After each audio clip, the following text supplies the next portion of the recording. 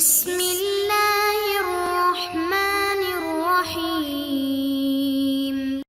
السلام علیکم محترم سامعین اور عزیز طلبہ کرام، امید کرتا ہوں کہ آپ تمام احباب خیر و عافیت سے ہوں گے۔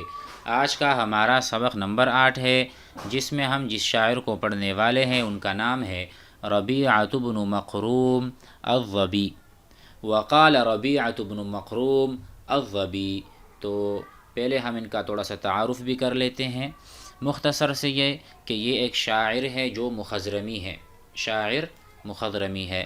اس نے زمانہ اسلام اور جاہلیت دونوں کو پایا، زمانہ اسلام میں بھی اشعار پڑھتے تھے اور زمانہ جاہلیت میں بھی، اسلام اور جاہلیت دونوں زمانے انہوں نے پائے ہیں، اور اسی کو ہی مخضرمی یا من المخضرمین کہا جاتا ہے۔ تو آئیے ان کے اشعار پڑھتے ہیں، پھر اس کے بعد اس کا ترجمہ اور تشریح بیان کرتے ہیں۔ بسم اللہ الرحمن الرحیم۔ وقال ربیعۃ بن مخروم الظبی شاعر مخضرمی وَلَقَدْ شَهِدْتُ الْخَيْلَ يَوْمَ طِرَادِهَا بِسَلِيمِ أَوْظِفَةِ الْقَوَائِمِ هَيْكَلِي فَدَعَوْا نَزَالِ فَكُنْتُ أَوَّلَ نَازِلٍ وَعَلَامَ أَرْكُبُهُ إِذَا لَمْ أَنْزِلِ وَأَلَدَّ ذِي حَنَقٍ عَلَيَّ كَأَنَّمَا تَغْلِي عَدَاوَةُ صَدْرِهِ فِي مِرْجَلِ أَزْجَيْتُهُ عَنِّي فَأَبْصَرَ قَصْدَهُ وَكَوَيْتُهُ فَوْقَ النَّوَاظِرِ مِنْ عَلِي۔ ہم پہلے اس کو پڑھ لیں، ترجمہ کرتے ہیں۔ وَلَقَدْ شَهِدْتُ، اور میں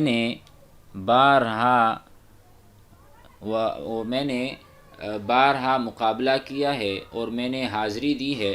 وَلَقَدْ شَهِدْتُ الْخَيْلَ، یعنی میں حاضر ہوا ہوں، الخیل الفرسان، شہ سواروں میں، یوم طرادها، جب ان کی لڑائی ہو رہی تھی۔ الطرد کہتے ہیں فرار کو، باگنے کو، طرد دوڑنا باگنا۔ وَلَقَدْ شَهِدْتُ الْخَيْلَ يَوْمَ طِرَادِهَا، میں حاضر ہوا ہوں شہ سواروں کے میدان میں جب کہ شہ سوار دوڑ رہے تھے۔ بِسَلِيمِ أَوْظِفَةِ الْقَوَائِمِ هَيْكَلِي، سلیم سالم کو کہا جاتا ہے، اوظفہ یہ وظیف کی جمع ہے، اور وظیف کہتے ہیں پنڈلی کو۔ گھوڑوں یعنی جو میرا گھوڑا تھا اس کی پنڈلی بہت سالم تھی، اس کی پنڈلی بالکل سالم تھی۔ اوظفۃ القوائم، قوائم بھی کہتے ہیں یعنی جانور کی ٹانگ کو، ٹھیک ہے۔ یعنی میرا جو گھوڑا تھا میں حاضر ہوا تھا ان تمام شہ سواروں میں، ایک میں بھی تھا، جب لڑائی ہو رہی تھی ایسے گھوڑے کے ساتھ حاضر ہوا تھا کہ جس کی پنڈلی اور جس کی ٹانگیں وغیرہ بالکل سالم تھی۔ ہیکلی، ہیکل کا معنی یہاں پر لمبا گھوڑا ہے، یعنی الطویل، طال یطول، طویل کے معنی میں ہے۔ امید ہے یہ شعر سمجھ آ گیا ہوگا۔ فدعوا، تو انہوں نے بلایا، دعا یدعو دعوت دینا بلانا۔ فدعوا نزالی، کیا کہا کہ آ جاؤ بھائی لڑنے کا وقت ہے۔ ان سواروں نے پکارا کہ مقابلے کے لیے اترو۔ نزالی، یہ آپ کو پتہ ہے نزل ینزل انزل، لیکن نزالی اس کا بھی یہی معنی ہے انزل والا، انزل اترو، نزالی اترو لڑائی کے لیے، انہوں نے یہ دعوت دی مجھے۔ فَكُنْتُ أَوَّلَ نَازِلٍ، تو میں پہلے میدان میں اترنے والا تھا۔ فَكُنْتُ، تو میں تھا، أَوَّلَ نَازِلٍ، پہلا اترنے والا۔ وَعَلَى مَا أَرْكَبُهُ، اور میں کیوں گھوڑے پر سوار ہوتا ہوں، إِذَا لَمْ أَنْزِلِ، جب میں نہ اتروں، یعنی میرے گھوڑے پر سوار ہونے کا جو مقصد ہے وہ کیسے پورا ہو، اور مجھے کوئی چیلنج دے اور میں نہ قبول کروں تو میں تو ایسے جو ہے نا ذلیل اور خوار ہو جاؤں اگر میں ایسا نہ کروں۔ دیکھو یہاں پر کہتے ہیں تو میں سب سے پہلے اترنے والا تھا، اور میں کس لیے گھوڑے پر سوار ہوں جب میں دوسرے شخص کے چیلنج کے وقت نہ اتروں۔ تو گویا کہ اپنے آپ کے بارے میں بتا رہے ہیں کہ میں تو بہادر ہوں، میں گھوڑے پر سوار اس لیے ہوتا ہوں کہ میں میدان میں اتروں۔ وَأَلَدَّ ذِي حَنَقٍ، الد کہتے ہیں، آپ نے پڑھا ہے وَأَلَدُّ الْخِصَامِ، بہت زیادہ جھگڑالو۔ وَأَلَدَّ ذِي حَنَقٍ، ذی حنق ذی غیظ، اور بہت زیادہ جھگڑالو آدمی اور بہت غصے میں، علیہ میرے اوپر اس نے حملہ کیا، بہت بڑے جھگڑالو نے، بہت سخت جھگڑالو مجھ پر شدید غضبناک ایسے ہیں، گویا کہ تغلی کانما، گویا کہ میرے اوپر اتنے غضبناک ہیں، کانما گویا کہ وہ ایسے ہیں، تغلی عداوت صدری، کہ ان کے دل کی جو عداوت ہے اور جو دشمنی ہے وہ اس طرح جوش مار رہی ہے جیسے کہ ہانڈی جوش مارتی ہے۔ تغلی عداوت صدری، اس کے سینے کا جو کھوٹ ہے اور سینے میں جو اس کی عداوت اور کینہ بغض یہ چیز ہے وہ ایسے جوش مار رہی ہے، فی مرجلی، جیسا کہ ایک ہانڈی جوش مارتی ہے۔ تو یہ ان کا بیان ہے کہ اتنے غصے والے لوگ انہوں نے میرے اوپر حملہ کیا اور میں ان کا سامنا کر رہا ہوں، تو اس میں میری بہادری ہے نا، یہی بات بتانا چاہ رہے ہیں۔ آخر میں کہا ازجیتہ عنی دفعتہ، میں نے اس کو دھکا دیا اور دور ہٹایا، باعدتہ ابعدتہ ازحتہ، میں نے اس کو دور ہٹا دیا، عنی اپنے آپ سے، فابصر قصدہ، تو اس نے اپنا راستہ ناپا، ابصر دیکھا، ابصر یبصر دیکھنا، انا ابصرت السماء، میں نے آسمان کو دیکھا، تو فابصر قصدہ، تو اس نے اپنا راستہ دیکھا، قصد ہدف دیکھا، تو وہ واپس یعنی لوٹے باگے دوڑے، یہ بتانا چاہ رہے ہیں یہاں پر، فابصر قصدہ، تو اس نے اپنا راستہ دیکھا، صحیح راستہ، وکویتہ، اور جاتے ہوئے میں نے کیا کیا، فوق النواظر من علی، کوا یکوی استری کرنا، کویت الثیاب، میں نے کپڑے استری کیے، تو کہا کہ وکویتہ، میں نے اس کو ایک داغ دیا، فوق النواظری، سر کے اوپر کی جانب سے میں نے اس کو ایک داغ دیا، کس سے؟ تلوار سے، من علی من فوق، من علی ای من الاعلی، سر کے اوپر والے حصے پر میں نے اس کو ایک داغا، بھاگتے ہوئے میں نے اسے ایک وار کیا اس کے سر پر میں نے ایک داغ لگا دیا اور اس کو میں نے ایک بگا دیا، اس کو میں نے داغا سر کے اوپر سے، اس کا مطلب یہ ہے۔ آئیے آگے بڑھتے ہیں۔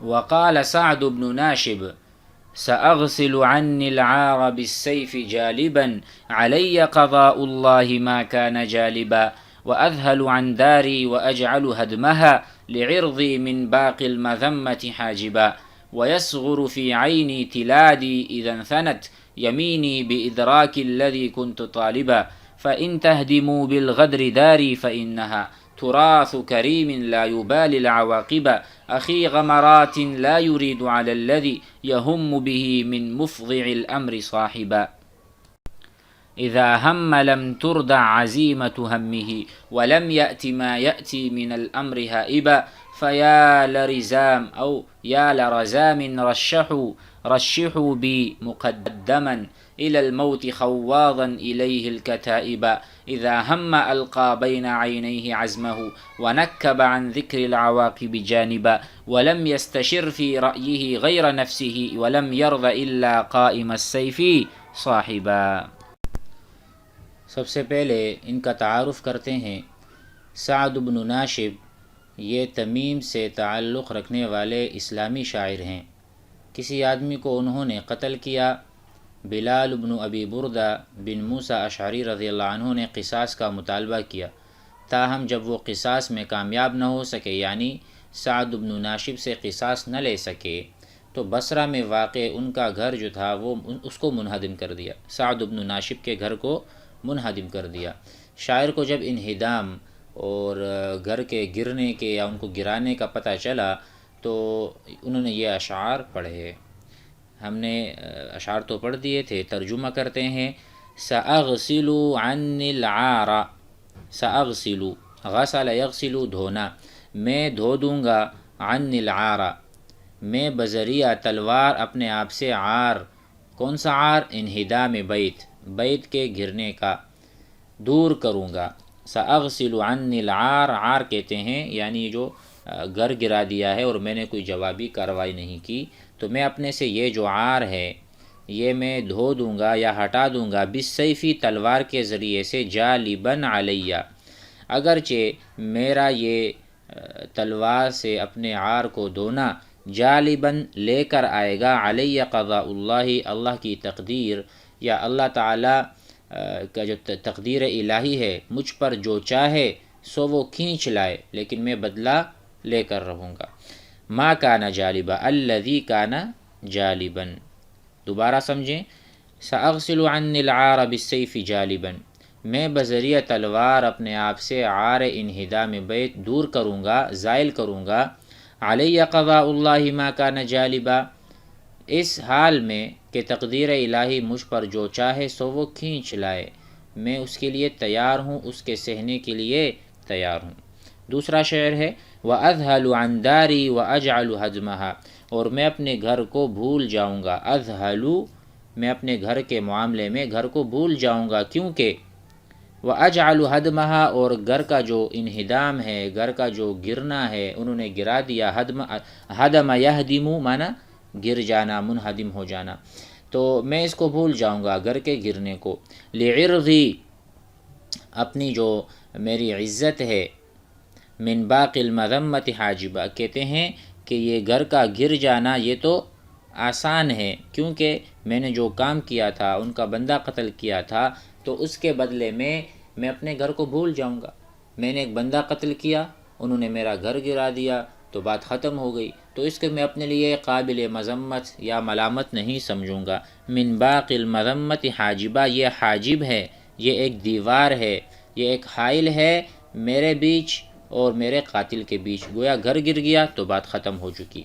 اس کے بعد بتانا چاہ رہے ہیں کہ دیکھیں میں اپنے گھر کی وجہ سے پریشان نہیں ہوں اور نہ مجھے اس کی یاد آ رہی ہے. کہتے ہیں وَيَصْغُرُ فِي عَيْنِي، اور چھوٹا ہو جاتا ہے میری آنکھ میں، تلادی میرا میراث. تلادی وہ چیزیں جو مجھے ملے ہیں، مالی القدیم میرا پرانا ورثہ، میری میراث میں مجھے گھر ملا تھا. وَيَصْغُرُ فِي عَيْنِي، یہ چھوٹا ہو جائے گا، صغیر ہو جائے گا میری آنکھ میں، یعنی میں سمجھوں گا اس کو کہ یہ بہت چھوٹی سی چیز ہے. اس کا جو ترجمہ ہے وہ کچھ یوں ہوگا وَيَصْغُرُ فِي عَيْنِي تِلَادِي إِذَا انْثَنَتْ يَمِينِي بِإِدْرَاكِ الَّذِي كُنْتُ طَالِبًا، اور میری نظر میں میرا موروثی مال کم ہے جب کہ میرا داہنا ہاتھ اس چیز کے حصول کے لیے لوٹے جس کا میں طالب تھا. یعنی میرا مقصود تو قتل کرنا تھا. یہ بتا رہے ہیں اِذَا انْثَنَتْ يَمِينِي، جب کہ میرا ہاتھ اس کام کو کر بیٹھا، میں نے وہ کام کر لیا تھا. بِإِدْرَاكِ الَّذِي، اس کو حاصل کر کے، کنت طالبہ جس کا میں طالب تھا. ادرک یدرک، ادراک کرنا، حاصل کرنا. تو کہتے ہیں اذا انثنت یمینی، اذا انصرفت یمینی، میرا ہاتھ اس کام کی طرف بڑھا تھا جس کا میں ادراک کرنا چاہتا تھا. وہ کیا تھا؟ کنت طالباً لذالک القتل، قتل کا میں طالب تھا، وہ تو میں کر چکا. اب اس کے بعد کیا ہے؟ وَيَصْغُرُ فِي عَيْنِي تِلَادِي، میرا موروثی مال کچھ بھی نہیں ہے، ہیچ ہے، بہت کم ہے، اس کو میں کچھ نہیں سمجھتا بمقابلہ قتل کے. اس کے آگے کہہ رہے ہیں فَإِن تَهْدِمُوا بِالْغَدْرِ دَارِ، اگر تم میرے گھر کو گرا دو گے، اگر تم میرا گھر عہد شکنی کر کے گرا دو گے تو کوئی حرج نہیں. فَإِن تَهْدِمُوا، اگر تم گرا دو گے، بالغدری دھوکے سے، داری میرا گھر، فَإِنَّهَا، تو فَإِنَّ هَذِهِ الْأَشْيَاء تُرَاثُ كَرِيمٍ، تو یہ جو مال ہے وراثت کا، یہ تو میراث ہے کریم آدمی کا، شریف آدمی کا. ٹھیک ہے، تو ایسے کریم کا گھر تھا جو انجاموں کی پرواہ نہیں کرتا. لا یبالی، پرواہ نہیں کرتا، العواقبہ، نتیجوں کا، جو بھی ہو دیکھا جائے گا. اس نے تو قتل کر دیا، اب اس کے بعد جو کچھ ہونا ہے ہوگا، وہ اپنا کام کر چکے. تو یہ بتانا چاہ رہے ہیں یہاں پر. اس کے بعد مزید کہہ رہے ہیں اخی غمرات، جو سختیوں کو پسند کرتا ہے، جو شدائد والا انسان ہے، لا یرید علی الذی یہم، وہ بالکل بھی نہیں سوچتا، علی الذی یہم، علی الذی یقصد، جس چیز کا وہ قصد کر لے، من مفزع الامر، بہت مشکل، ٹھیک ہے، اور بہت بڑے بڑے جو کارنامے ہیں، مفزع الامر صاحبات، تو وہ پھر سختیوں کو برداشت کرتا ہے، جھیلتا ہے. کسی چیز کا عزم کر لے تو اس کو پورا کر کے رہتا ہے. تو کہتے ہیں اخی غمرات، جو شدائد کا ساتھی ہوگا، صاحب ہوگا، لا یرید علی الذی یہم بہ من مفزع الامر، تو وہ بالکل بھی کسی چیز کی پرواہ کیے بغیر. مفزع الامر کا ہم ترجمہ کریں گے کہ کوئی ایسا کام جو کہ بہت شدید کام ہوگا اور بہت مشکل کام ہوگا، اس کی ایک مرتبہ وہ ٹھان لے تو وہ کر گزرتا ہے، تو اس کا وہ صاحب بن جاتا ہے، کرنے والا بن جاتا ہے. اذا ہم، اور جب وہ قصد کرتا ہے، لم ترضى عزیمت ہمہ، تو اس کی عزیمت کو، پختگی کو کوئی پیچھے نہیں کر سکتا. لم تمنع، کوئی اس کو منع کرنے والا نہیں. عزیمت ہمہ، اس کے قصد کی عزیمت اور پختگی. ولم یأتی ما یأتی من الارب، اور وہ کسی بھی کام کے سامنے آئے گا اس سے گھبرائے گا نہیں. ہائبا خائفا، خوف کھانے والا نہیں. ولم یأتی ما یأتی، جو بھی آئے گا سامنے، کوئی بھی کام ہو، مشکل ہو آسان ہو، وہ گھبرانے والا نہیں ہے. اس کے بعد یہ ایک بات کہہ رہے ہیں، گویا کہ مذمت کر رہے ہیں اپنے قبیلے کی، کیونکہ قبیلے والوں نے اس کو اس قابل بنایا کہ یہ ہر لڑائی کے اندر سب سے پہلے ہوتا ہے اور گھس جاتا ہے، لیکن قبیلے والوں نے اس کے گھر کی حفاظت نہیں کی. تو یہ کہتے ہیں ہر جگہ تو مجھے آواز دیتے ہیں، میں جنگ کے لیے آگے بڑھتا ہوں اپنی جان کو ہتھیلی پہ رکھ کر، کسی چیز کی پرواہ کیے بغیر، لیکن میرا جو یہ قبیلہ ہے اس نے میرے گھر کی حفاظت نہ کی. کیسے لوگ ہیں؟ تو کہتے ہیں اذا، اس کے بعد فیا لرزام، تو تعجب ہے میری قوم بنو رزام پر، کیونکہ میں تعجب کیوں نہ کروں. رشحوا بی مقدما، رشحوا یا رشحوا، انہوں نے مجھے بہت آگے بڑھا دیا، انہوں نے میری تربیت ایسی کی ہے کہ میں موت کی جانب پیش قدمی کرنے والا ہوں. رشحوا بی مقدما الی الموت، موت کی جانب میں مقدم رہتا ہوں، آگے رہتا ہوں. خواوا الیہ، خاو یخوض، داخل ہونا، کسی چیز میں گھسنا.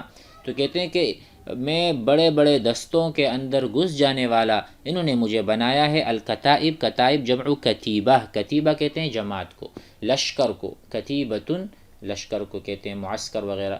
تو ایسے جگہوں پر تو میں گھس جاتا ہوں، اس قابل مجھے انہوں نے بنایا ہے. وَإِذَا، تو لیکن انہوں نے کیا کیا؟ حفاظت میرے گھر کی نہیں کی. تو یہاں یہ مقدر معنی پایا جاتا ہے.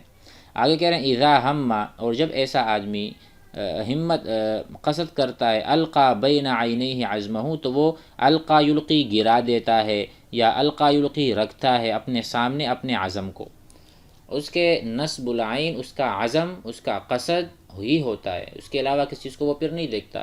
جب ایک ایسا آدمی اخل غمرات، جو شدائد میں اور مشکلات کا سامنا کرنے والا ہوتا ہے، وہ پھر پرواہ نہیں کرتا، اپنے عزم کو دیکھتا ہے. وَنَكَّبَ عَنْ ذِكْرِ الْعَوَاقِبِ، اور آنکھیں بند کر دیتا ہے، یا وہ اپنے آپ کو بالکل اپنے آپ سے نتائج کو دور رکھتا ہے، اور انجام کے ذکر سے پہلو تہی کرنا. نکبہ، پہلو تہی کرنا، عن ذکر العواقبی، انجام کے اعتبار سے جانباً سائڈ پہ رکھ دیتا ہے. جانب کہیں گے ہم اس کو، یعنی سائڈ پہ رکھنا، ایک جانب ایک طرف رکھ دینا، تو انجام کو ایک طرف رکھ دیتا ہے اور کام کر دیتا ہے. ولم یستشر فی رأیہ، اور ایسا بندہ کبھی بھی کسی سے مشورہ نہیں لیتا، جب بھی مشورہ کرتا ہے اپنے آپ سے کرتا ہے. ولم یستشر، مشورہ نہیں، استشارہ یستشیرو سے ہے. فی رأیہ، اپنے رائے میں، غیر نفسی، سوائے اپنے نفس کے، اپنے آپ سے فتویٰ لیتا ہے، اپنے آپ سے پوچھتا ہے اور پھر کر گزرتا ہے. ولم یرضا، اور وہ راضی بالکل بھی نہیں تھا، کسی چیز سے بھی راضی نہیں. الا قائم السیف صاحبہ، کہ وہ اپنا دوست بنا لے اپنے تلوار کو، وہ اپنے تلوار کو اپنا دوست بناتا ہے، اس کے سوا کسی کو بھی دوست رکھنے پر راضی نہیں ہے. ولم یرضا، اس کا یہ ترجمہ ہے. امید ہے کہ آج کا سبق بھی آپ حضرات کو سمجھ میں آ گیا. والسلام علیکم.